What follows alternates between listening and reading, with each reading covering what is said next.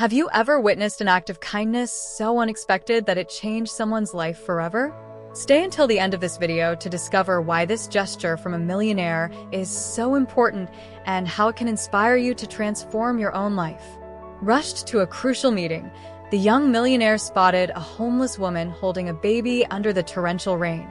Acting on impulse, he handed her the keys to his house. When he returned, he was extremely frightened by the scene he witnessed before his eyes in bustling Seattle, United States. As Joel walked through the halls of one of the most important architectural events in the country, he couldn't help but notice the stark contrast between the opulence surrounding him and the underlying purpose of the evening. Despite the sparkle and glamour, the event served a noble cause. It was a charity gala aimed at raising funds for social housing initiatives. Renowned architects, including Joel, had generously contributed designs and plans for these projects. The night was dedicated to securing resources to carry out these plans. Amid the elite who saw the event as another opportunity to showcase their wealth and status, Joel stood out, recognized for his architectural prowess. His presence was as captivating as the innovative projects he advocated. Despite achieving great success, people noticed a change in his behavior after the sudden loss of his young wife in an accident and his commitment to caring for his ailing father. Some labeled him as distant, but those who understood the severity of life knew it was his coping mechanism amidst adversity. During the gathering, Joel encountered Jessie, a prominent figure in architecture, known for her extensive experience and accomplishments in the field. "Joel, it's truly remarkable to see someone of your caliber here," she commented with a keen look. "I've heard that despite your demanding profession, you've dedicated yourself to your father's well-being. That's commendable." Joel offered a courteous smile, nodding in acknowledgement, but couldn't shake the feeling of detachment behind the facade. Sensing his discomfort, Jessie remarked, "These occasions may seem trivial, but they often reveal more than anticipated." "What brings you here today, Joel?" Joel offered a melancholic smile. "Being here feels more like an obligation than a desire. You see, my life never revolved solely around architecture. It has been shaped by broader human experiences and the wisdom I inherited from my father." Joel paused, recalling the tough times. "Despite the hardships, my father always found a way to lend a hand. He was a modest man, but his heart was immense. Raising me alone involved great sacrifices that became guiding principles for me." Jessie listened attentively, evident admiration in her demeanor. "It's rare to find someone who upholds such principles, especially amidst the success you've achieved. Your father must be an extraordinary person." "He is," Joel replied, a glint of pride in his eyes.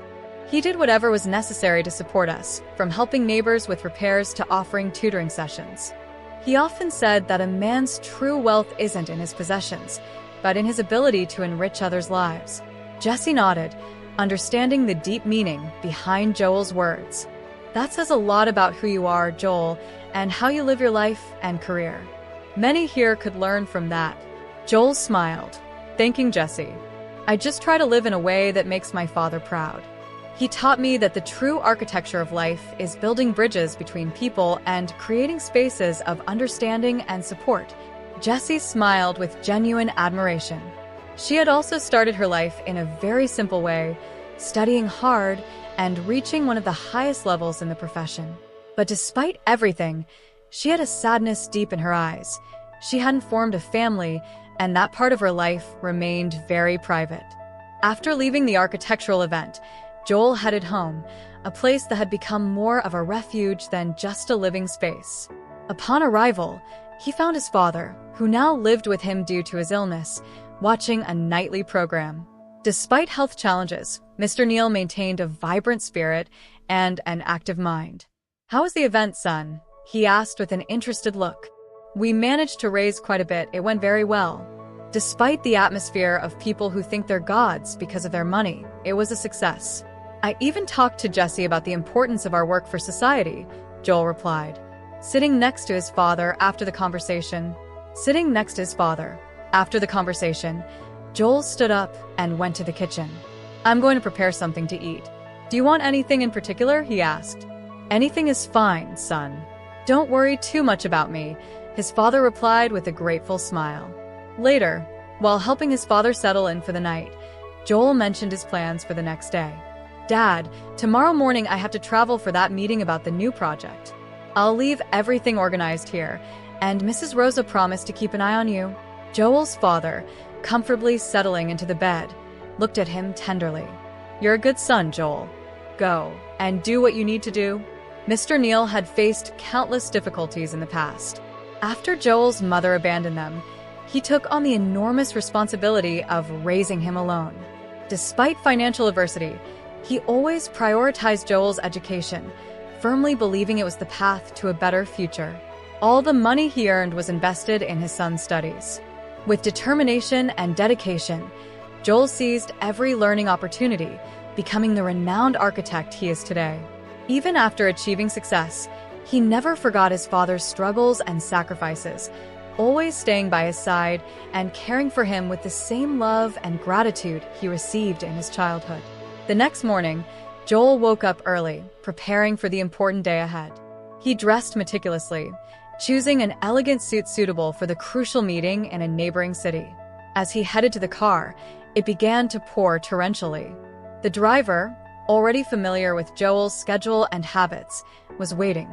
"It looks like we're going to face some tough weather on the way," commented Mr. Joel as he watched it approach. Traffic in the neighboring city was chaotic due to the heavy rain. Joel's car moved slowly through the congested highway. He watched the raindrops tapping on the windshield, lost in thoughts about the meeting, when a scene on the road caught his attention. A woman, clearly a beggar, holding a newborn, desperately trying to protect her from the relentless rain. It was an image of desperation and vulnerability that deeply touched Joel's heart. Without hesitation, Joel told the driver, "Stop the car, please. I need to help that woman." The driver, knowing of Joel's compassion for the homeless, warned, "But Mr. Joel, you'll get wet and ruin your suit, and we still have..."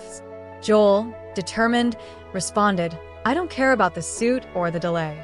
That woman and her baby need help now." He opened the car door and stepped out into the torrential rain. Approaching the woman, he asked, "Can I help you? You and your baby can't stay here in this rain. Do you have somewhere to go, a home?" The woman, still surprised and protecting her daughter from the rain, quickly replied, "No, we have nowhere to go." Joel felt an urgency to act. Without hesitation, he ran back to the car in the rain and asked the driver to open the glove compartment. From there, he took a bunch of keys, handing them to the woman. "My name is Joel. What's your name?" "Roxana," she responded, hugging her daughter tighter to shield her from the rain. "Roxana, these are the keys to my father's house. He lives with me for now, so the house is empty. You can stay there with your daughter," Joel said, extending the bunch of keys. "I have to go now because I'll be late for a meeting, but my driver will take them there." After handing the keys to Roxana, Joel quickly returned to the car, now soaked from the rain. He informed the driver, "I'm going to continue on foot to the meeting. Please take Roxana and the girl to my father's house, which is nearby, and make a stop at the market to buy everything they need: food, clothes, diapers, whatever." The driver, familiar with Joel's acts of kindness, nodded immediately. "You can leave it in my hands, Mr. Joel. I'll take care of everything." After saying goodbye, the driver returned to where Roxana had taken refuge from the rain with her daughter. Approaching them, he kindly said, "Come on, don't worry. I'll take her to a safe place. Mr. Joel wants to help you and your daughter." However, Roxana looked at the driver with a mix of fear and distrust. "I don't know you. I've seen him on television. What could go wrong? I can't trust you like that." She pressed her daughter against her chest. The driver, understanding her reluctance, tried to reassure her. "I understand your fear, but I assure you that Mr. Joel is a good-hearted man. He just wants to help you." To demonstrate his sincerity, he opened his wallet and showed some photos of his own family. "Look, I'm also a father. I've worked with Mr. Joel for years. He's a man who truly cares about others." Roxana looked at the photos and the driver's sincere expression. Still cautious, but feeling that perhaps this was a genuine opportunity for refuge and safety, she finally agreed to go with him. Carefully, she got into the car, protecting her daughter from the rain as the driver took them to Joel's father's house. But first, they made a stop at a market to buy food and diapers for the baby.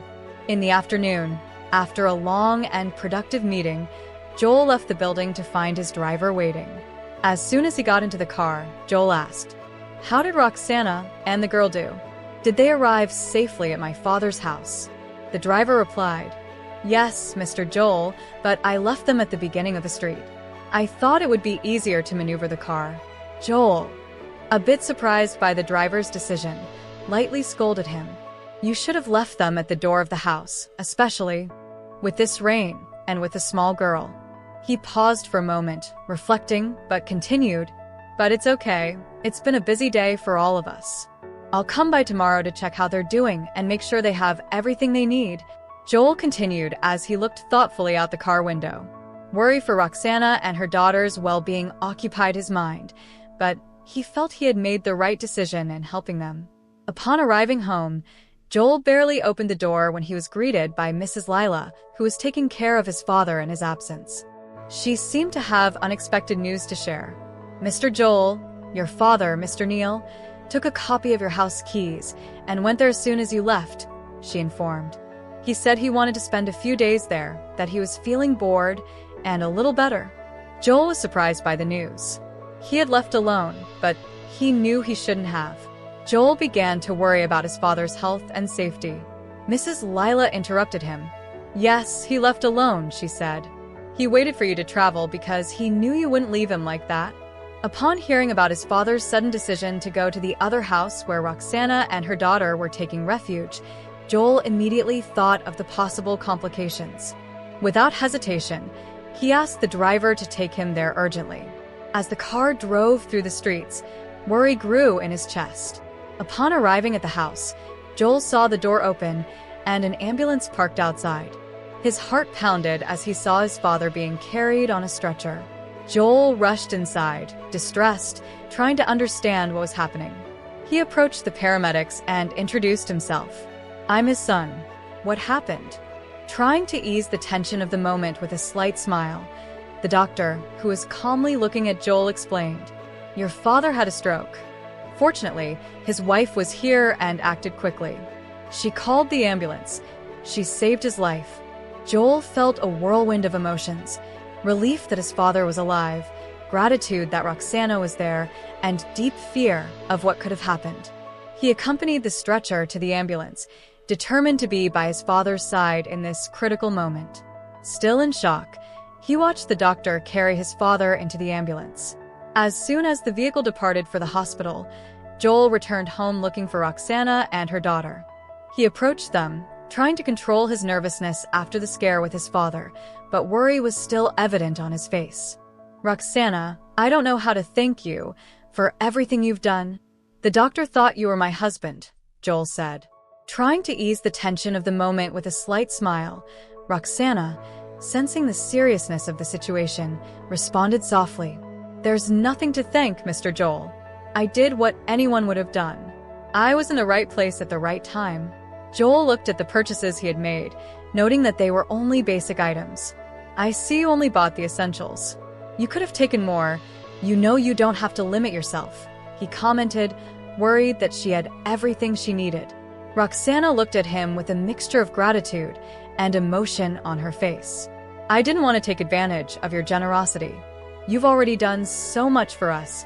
There was a moment of silence in which Joel felt a deep human connection with Roxana. "Roxana, I would really like to know more about you and your daughter. How did you end up in this situation? If you're willing to share, I'd like to listen," Joel said, expressing his genuine desire to understand and help. Roxana sighed, seeming to decide whether to open her heart. She looked at her daughter and then at Joel and began to speak. "I never met my mother," she began, "and I grew up with a father who seemed more like a stranger. He drank too much and barely noticed my presence. I wanted to study, but my father never allowed it. I would read while he slept, dreaming of a better future." Roxana paused, recalling those moments.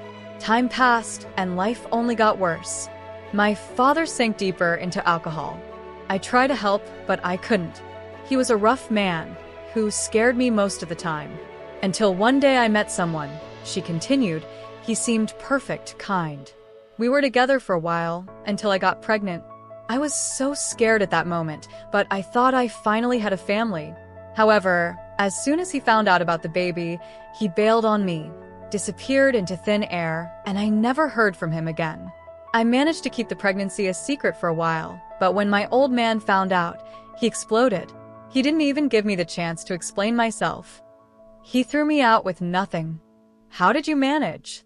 Joel inquired, his tone full of concern. I managed on the streets, and when my daughter arrived, it was the people on the streets who helped me. I was scared. I didn't trust anyone or anything, but I had to hold on for my daughter's sake. Joel watched Roxana, witnessing not only the pain and fear etched on her face, but also extraordinary resilience. You're incredibly strong, Roxana. Your path has been one of tremendous adversity, Joel commented. Roxana offered a sad smile. I had no other choice. Life wasn't kind, but I couldn't give up for my daughter. I would face it all again. I don't know how to thank you all for everything, she added, her voice choked with emotion. When I saw all your father's books, I felt like I was in heaven. I loved reading, but I never had the chance to access so many books. Joel smiled kindly. You can read all you want, Roxana. Consider mine as well. As she prepared to leave, Joel turned to Roxana, holding an envelope. Here is something to help with the expenses, he said softly. Roxana looked at the envelope, noticing the weight of the paper. She opened it cautiously, and her eyes widened at the amount of money. Joel, this is a lot. I can't accept all of this, she stammered, her voice trembling. Please accept it, Joel insisted with an encouraging smile. You need it more than I do. Buy clothes, food, everything you and your baby need. Tears filled Roxana's eyes. I don't even know how to thank you, she said. You're giving me more than help. You're giving me hope. There was a moment of silence during which Roxana watched Joel, an idea crossing her mind. Can I ask, she said. Joel, are you married? Joel sighed, a shadow passing over his face. I was, he began. My wife died in an accident just 1 month after our marriage. 3 years ago. Roxana placed her hand over her mouth, surprised and saddened by the revelation. I'm so sorry, Joel. I had no idea. Joel nodded slightly. It's okay. It was hard, but I learned to live with it. The pain never fully goes away, but we learn to move forward. We don't, Roxana replied. Joel nodded, feeling an unexpected connection with Roxana through their shared experiences of loss and struggle. He stood up, taking his keys. Well, I have to go now, but please make yourselves comfortable here. And if you need anything, don't hesitate to call me. Thank you, Joel, Roxana said sincerely. For everything, Joel nodded with a sad smile on his lips. Take care, Roxana, and remember you're not alone. With those words, he left Roxana sitting, wrapped in a mix of gratitude, hope, and a newfound sense of not being so isolated in the world. Joel returned home with his mind full of thoughts about his encounter with Roxana and her story. The next day, he visited his father in the hospital. His father was in stable condition but still needed constant care. Sitting next to the hospital bed, Joel began to tell him about Roxana and her daughter, the details of the day he felt ill, and how Roxana was the one who called the doctor and saved Mr. Neal. His father listened attentively, showing signs of emotion. You did something very good, son. Roxana seems to be an incredible and brave woman, he said in a weak but proud voice.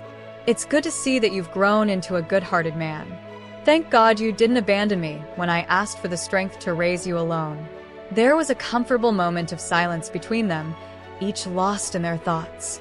Then, Joel's father, looking thoughtful, spoke again. Don't you think it would be better to bring Roxana and the girl to live closer to us? They could stay in our house. I would like to have more life around, and you wouldn't have to travel so far to see them. Joel reflected on the suggestion. The idea of bringing Roxana and her daughter closer seemed welcoming, and the possibility of his father having more company at home was also attractive. That's a good idea, Dad. I'll talk to Roxana about it. I think her presence would bring more joy to our home, Joel responded. Joel's father smiled, excited about the possibility. It would be wonderful to have a girl at home. She's always so calm when you work. With that new idea in mind, Joel bid farewell to his father, promising to seriously consider the proposal and discuss it with Roxana.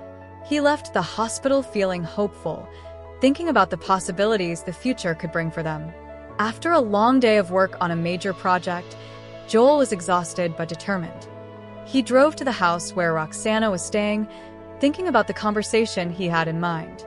Upon arrival, he found Roxana organizing some things in the living room, with the baby playing quietly on the floor. "Roxana, I have something important to discuss with you," Joel began. He sat down next to her. Roxana looked at him curiously.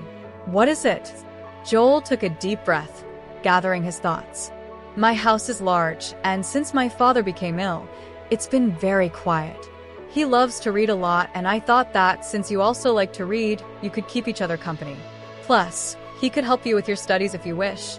Roxana seemed surprised by the proposal. "You mean living in your house, you and your daughters?" "Yes," Joel said. "It would be amazing to have you there. I think it would be good for my father. He would feel less lonely, and you would have a safe place to stay, plus access to all the books you want." Roxana remained silent for a moment, clearly considering the offer. "That would be incredible, Joel. I don't know how to thank you. It would be a great help for me and my daughter, and I would love to be able to study more." Joel smiled, relieved and happy with her response. "Then let's do it. I think it will be good for all of us." With a smile of gratitude, Roxana accepted the proposal and ran to gather her and her daughter's things. Once they finished, they returned to Joel's house, their hearts filled with hope for the opportunity to study and become someone in life. Upon entering the house, Roxana couldn't hide her surprise. "Wow," she said. "Joel, your house is incredible. You're truly a talented architect." Joel smiled gratefully. "Thank you, Roxana. I hope you and your daughter feel comfortable here." In the following days, the relationship between Roxana and Mrs. Lila, Joel's father's caregiver, grew closer. She had a vast collection of books and, with great enthusiasm, began showing Roxana those she considered most interesting. "This is one of my favorites. When I was young, I think you'll like it," Mrs. Lila said, taking an old book. Roxana took the book, flipping through its yellowed pages. "It looks fascinating. Thank you for sharing it with me, Mrs. Lila." Realizing the special connection forming between them and Roxana's dedication, Joel decided to relieve his father's caregiver. Roxana insisted on taking over the care of Mr. Lila when Joel wasn't home. She cared for him with a mix of respect and affection, and Mr. Lila greatly appreciated her company and that of her daughter. Roxana always emphasized how much she enjoyed her new life. "I really like taking care of your father, Joel. He's been very kind to me and my daughter. It's the least I can do." Joel thanked her with a nod. "Now you're part of the family, Roxana. My father and I are grateful to have you and your daughter here."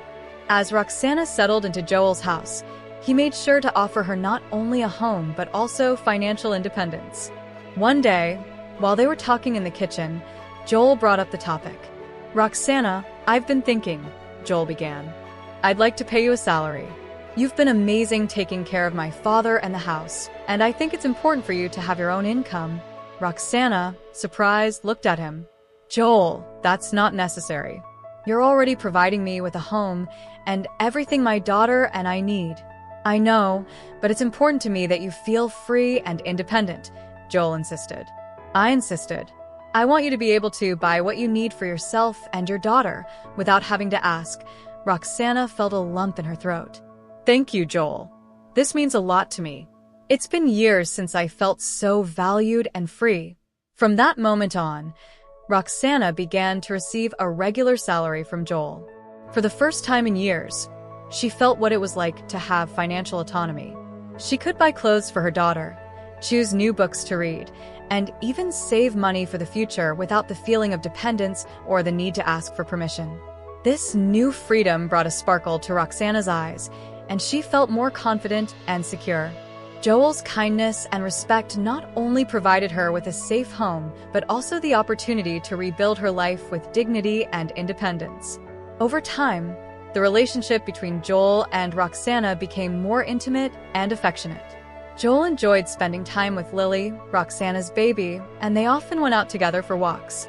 During these moments, Joel shared his passion for architecture with Roxana, who showed genuine interest, absorbing every word. Roxana also dedicated herself to reading the books Joel recommended, deepening their connection even further. The affection they shared began to transform into something deeper. Roxana, in her heart, already felt in love with Joel but kept her feelings to herself, unsure of how to proceed. One day, Joel found himself talking to his father about his feelings while they were sitting on the porch, watching the sunset. "Dad, I think I'm in love with Roxana. It's the first time in years that I feel this way, but I don't know how to act," Joel confessed.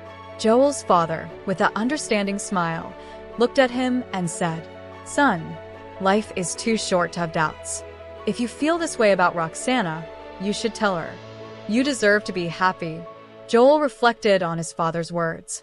"Do you really think so? What if she doesn't feel the same? You'll never know unless you try. And from what I can see, the way she looks at you says a lot," his father replied, encouraging him. Inspired by his father's advice, Joel decided he would talk to Roxana. He wanted to express his feelings and find out if the affection he felt was reciprocated. With a mix of nervousness and hope, he planned how he would approach the topic with Roxana, hoping more than anything that she would share his feelings. That night, after putting Lily to bed, Roxana sat in the living room reading when Joel approached. He sat down next to her, his heart pounding in his chest. The comfortable silence was interrupted by his soft but hesitant voice. "Roxana," Joel said, "can I talk to you?" Roxana put the book aside and looked at him with an attentive expression. "Of course, Joel. What is it?" Joel took a deep breath, gathering courage. "In recent times, I've felt something more for you, more than friendship. You've brought a new light into my life and into this house. I care about you and Clarina more than I ever imagined." Roxana felt her heart race, surprised and moved by his words. "Joel, I also have feelings for you. You've been incredible with us," she responded, her voice trembling. Joel took her hand tenderly. "I want to be here for you, not just as a friend, but as someone who truly cares. I would love to be part of Lily's life, to take care of her as if she were my own daughter." Roxana felt tears forming in her eyes, moved by Joel's sincerity. "That means a lot to me," she said. "Lily and I already see you as part of our family." From that night on, the relationship between Joel and Roxana flourished. Roxana began attending social and professional events with Joel. People's reactions were varied. There were derogatory comments referring to Roxana disparagingly as the beggar Joel had taken in. In various places, people looked at them with disdain, murmuring among themselves. However, Joel remained indifferent to these judgments, always by Roxana's side, who felt increasingly confident and secure with him. At one of these events, an elegant cocktail party in an art gallery, Mrs. Jessie, a well-known figure in Joel's social circle, approached the couple with a courteous smile. "Hello, Joel," Roxana.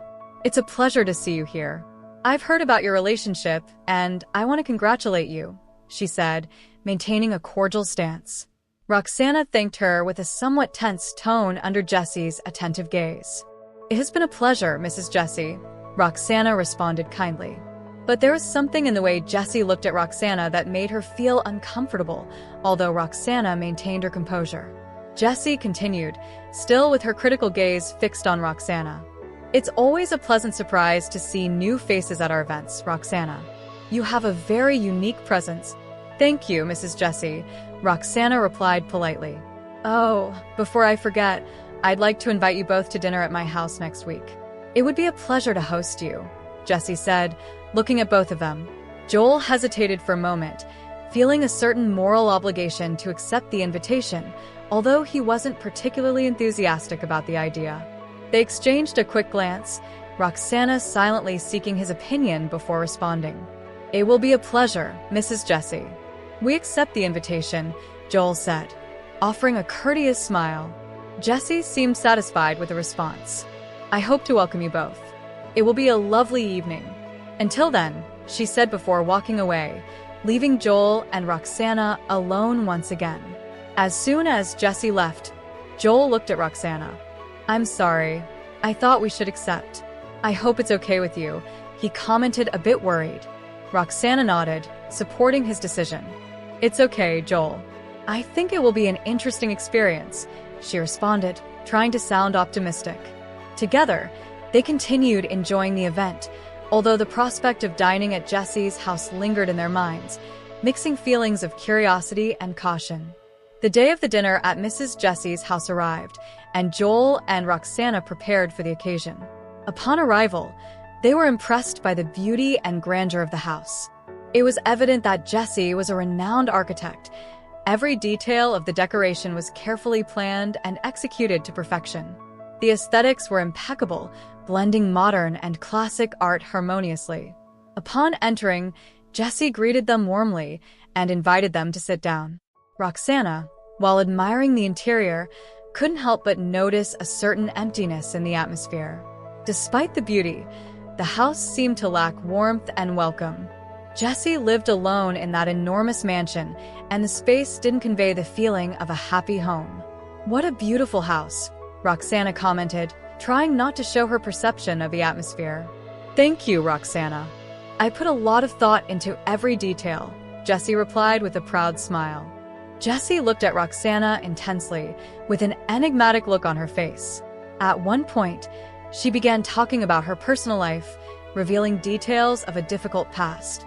She mentioned how life had been unfair to her in her youth, leaving Joel and Roxana confused about the purpose of that conversation. Joel, sensing that there was something deeper behind Jesse's words, asked her, "Mrs. Jesse, excuse me, but I'm a bit confused. Could you explain why you invited us to dinner tonight?" Jesse sighed deeply, as if gathering courage, and stood up to grab a photo album. When she returned, she opened the album and showed a photo of herself from many years ago, visibly pregnant. Joel and Roxana looked at the photo, still not understanding the context. "Where is the child?" Joel asked, trying to connect the dots. Jessie, with tears in her eyes, looked directly at Roxana. "He's here." "It's you, Roxana." Joel and Roxana were shocked by the revelation. Roxana looked at the photo and then at Jesse, trying to process the magnitude of those words. "Am I your daughter?" Roxana asked, her voice trembling with emotion. The revelation that Jesse was Roxana's mother hit like a bomb, leaving everyone at the table in shock. Joel, confused, "That seems impossible. Roxana never knew her mother. How can you be sure it's your daughter?" Roxana, still trying to process the situation, looked alternately at Jesse and Joel. She began. "Yes, I am your daughter, Roxana. I didn't know how to tell you, but you've always been a part of my life in a special way." Joel tried to understand, feeling a mix of disbelief and astonishment. "This can't be real," Joel said. "Roxana, I never met you. How is this possible?" Jessie, with tears running down her face, explained. "Years ago, when Roxana was a little girl, I had to leave her due to difficult circumstances. I've always wanted to see her again, and now that I have the chance, I couldn't pass up this moment." Roxana, now knowing the truth about her mother, felt a wave of emotions, relief, confusion, and new hope. "I don't fully understand it, but I'm here now," Roxana said. "I want to meet you, Mom." Jessie, with her heart pounding rapidly, approached Roxana and hugged her tightly. Joel watched the scene, feeling a mix of joy and surprise at the family reunion. "This is incredible," Joel murmured. "I never imagined this would happen." Roxana, finally finding her place in Joel's family, felt complete, knowing she now had her mother by her side. After these revelations and emotional encounters, Roxana's life changed radically. She began visiting Jesse's house regularly, and the two worked to rebuild the relationship they had lost over the years. During one of her frequent visits to Jesse's house, Roxana felt the joy of a new beginning. In a moment of intimate conversation, Jessie expressed her wishes for Roxana's future. "You've always been interested in studying more, haven't you, Roxana?" Jessie asked as they were served on the terrace of her spacious house. Roxana's eyes sparkled with hope as she replied, Yes, I've always dreamed of studying architecture, but the opportunity never presented itself. Jesse's smile radiated warmth. Well, then it's time to make that dream a reality. I want you to enroll in the best architecture school in the country. I'll take care of everything. Roxana was momentarily speechless, overwhelmed by emotion. I don't know how to thank you, she said, tears welling up in her eyes. Jessie extended her hand and took Roxana's through the table. After everything we've been through, it's the least I can do, she said. And there's more, Jessie continued. I'm building a room for Clarina right here in the house. I want to be present for every milestone. Something I regret not having with you. Roxana, now openly crying, felt a surge of happiness and relief. That means the world to me, Roxana said. Jessie, Clarina will love having a grandmother like you. In one of their many moving exchanges, Jessie opened up to Roxana while Clarina played in the garden. My greatest dream, once I found you, became simply being your mom, Jessie said. But I understand. It's all very recent, and I respect your space, Roxana replied. I'll work hard to earn that title of mom. Moved by Jessie's words, Roxana responded warmly. Jessie, you're already doing so much. Every little thing you do means a lot to me. I'm sure we'll only grow closer from now on. Over time, their bond strengthened. Naturally, Roxana became a regular visitor at Jessie's house, where Lily loved spending time playing, and her contagious laughter filled the house, making it feel like a true family, something Jessie and Roxana had longed for over the years. Fast forward a few years, Roxana, now nearing the completion of her architecture studies, was preparing for graduation.